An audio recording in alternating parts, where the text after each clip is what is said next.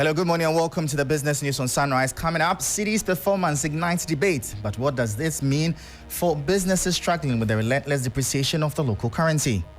Business assets now isn't encouraging. Whole year, I could at least maybe bring about 10 containers. Also, Mobile Money Agents Association of Ghana asked for timelines for the implementation of presidential candidate of the NPP, Dr. Mahamudu Bawumia's proposal of the scrapping of the e-levy. Plus, Cybersecurity Authority warns of online shopping and romance scams following over 3 million cedis lost during last year's Valentine's Day. Details of this and more coming up shortly. I am Michael Ogbodu. Please stay with us.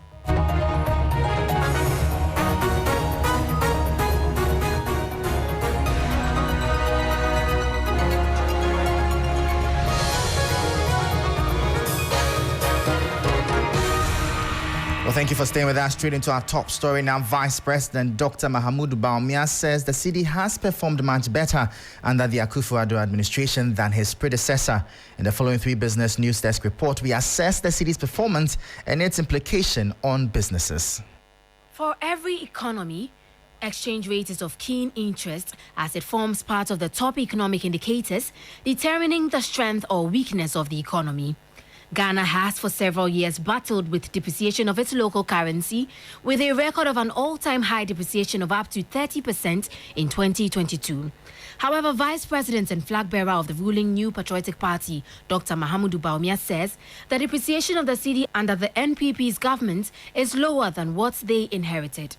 In January 2009, $1 was being traded for 1 cedi 28 pesos. As at 2017, when the NPP took over from the NDC, a dollar cost 4 cedis 27 pesos, representing about 233.59% change. From January 2017 till date, the cedi has seen some more depreciation, now trading at 12 cedis 36 pesos for a dollar, a percentage change of about 189.46%, lower than what we saw in 2017 if you compare the statistics. What does this mean to the Ghanaian trader? Assuming a trader's working capital was 1 million cedis in January 2009, that was equivalent to over $700,000. By January 2017, the 1 million cedis capital had reduced to over $200,000.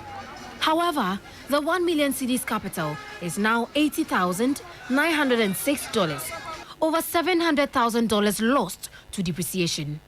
In as much as we are not happy with the currency depreciations, we live in a developing country where we'll still record some depreciations, and what we have to guard against is excessive depreciation like the one we recorded in 2022.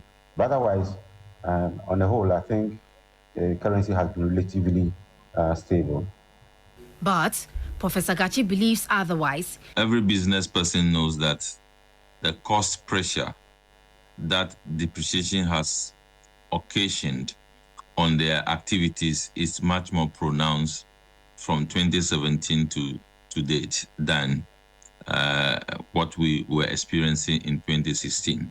The effect on that, on business activities and costs, and even price development, is not about the rate of depreciation that Dr. Bawumia is talking about. And what do traders, those directly affected by the cedi's depreciation, think? Are they better off now than before? Business assets now isn't encouraging. You know, I would say that I was far better off during the NDC era because we were able to import in volumes. Now our import. So that report was put together by my colleague Minu Afo. But away from that, the Mobile Money Agents Association of Ghana has welcomed the announcement by the NPP presidential candidate Dr. Mahamudu Bawumia to scrap the electronic transactions levy when elected into office. However, the association is demanding the timelines of the proposal in order to get their buy-in. This report has the details. The introduction of the electronic transactions levy at 1.5% faced significant public opposition. Even with a reduction to 1%, industry stakeholders continue to advocate for its complete abolition or reduction to 0.5%. However, despite the reduction, total mobile money transactions nearly doubled in 2023, reaching almost 2 trillion Ghana cedis from the previous year, resulting in a substantial revenue increase for the government from the levy. Nevertheless, NPP presidential candidate Dr. Mahamudu Bawumia remains adamant that the levy, among others, will be abolished under his leadership. The new policies that I am proposing to implement in 2025 will give us the fiscal space to eliminate some taxes, such as the proposed VAT on electricity, if they are still on the books, the emissions tax, and the betting tax, without compromising our fiscal deficit. Economist Professor Lord Mensah, however, questions the feasibility of Mr. Bawumia's proposal despite the candidate's advocacy for expenditure cuts, including government downsizing. If you are going to remove it, the question is, how are you going to fill it in terms of, the revenue generation that we are targeting? I remember we have promised IMF that will increase our revenue generation from 15% of GDP in terms of tax to GDP to 18%. For the Mobile Money Agents Association of Ghana, the prospect of the levy's removal is welcomed, but they stress the importance of clear timeline. We want specifics. We really want to know the time in which, should he become the president, the abolition of the e-levy will actually take effect, especially knowing very well that we currently have an IMF program ongoing. Balancing revenue and expenditure amidst political pressures under the IMF bailout program remains a challenge for whoever assumes the leadership of the country. We'll see how all that plays out. Michael Ogbodu, 3 Business, Accra. Also, in that report, you heard Evans Otumfo, who is the General Secretary of the Mobile Money Agents Association of Ghana, ending that report. Now, away from that, the Cybersecurity Authority has cautioned the general public to exercise caution and due diligence in their online activities ahead of the Valentine's Day celebration. According to the authority, over 3 million cedis was lost through online shopping and romance scams during the same period last year. The following 3 Business News Desk report has the details. Valentine's Day is an occasion when people show off their affection for others by sending gifts or items with messages of love. However, malicious actors create fake websites or online shops or impersonate existing businesses on social media, offering heavily discounted packages and items. These scammers mostly send unsolicited emails or messages containing malicious software claiming to be from a romantic partner or a company offering Valentine's Day deals with the aim of stealing personal information. The Cybersecurity Authority is cautioning the general public to be careful of too good to be true deals. Use reputable online marketplace or retailers and validate contact details from search engines to be sure they are genuine. They have also cautioned against sharing personal information with strangers. So that was the 3 Business News Desk report. Now, economist Professor Peter Quartey is worried Ghana missed the opportunity to generate substantial revenues from crude refining within the country for not investing in the Central Oil Refinery. The recently commissioned Chinese refinery, valued at over $2 billion, is expected to bolster Ghana's energy security. Central Oil Refinery can process approximately 100,000 barrels of crude per day, sourced in part from Ghana's oil fields. While stakeholders have praised the introduction of the refinery, citing the prolonged inactivity of the government-owned Tema Oil Refinery, Professor Peter Quartey believes that Ghanaian involvement would have been preferred for optimal benefits. It would have reaped greater part of the benefits if government had invested, or these are owned by Ghanaians.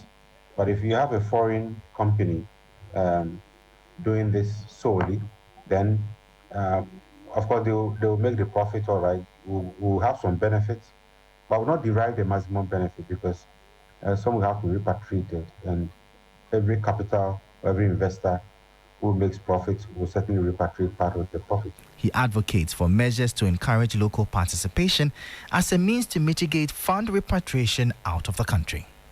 If you want to minimize that, then you should also encourage local participation, encourage local entrepreneurs to also invest in some of this area, create the avenues.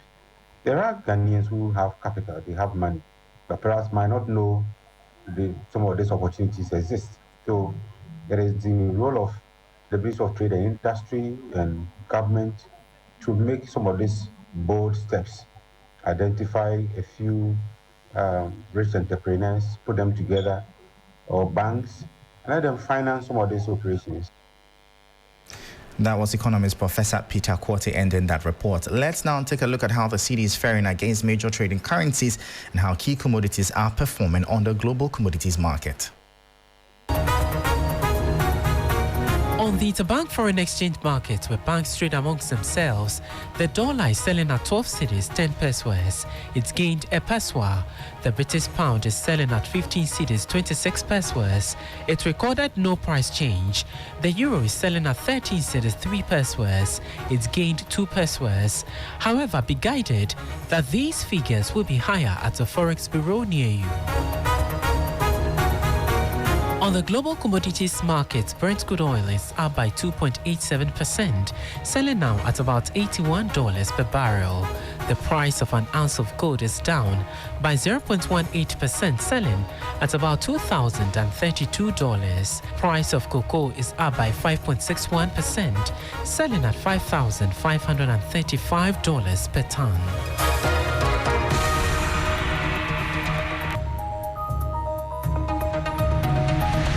So those were updates from the currency and the commodities market, bringing an end to the business news on Sunrise. For more business stories, please check out our website. It's 3news.com/business. And Michael Ogbodu. Thank you for listening. As always, please stay safe, and Sunrise continues.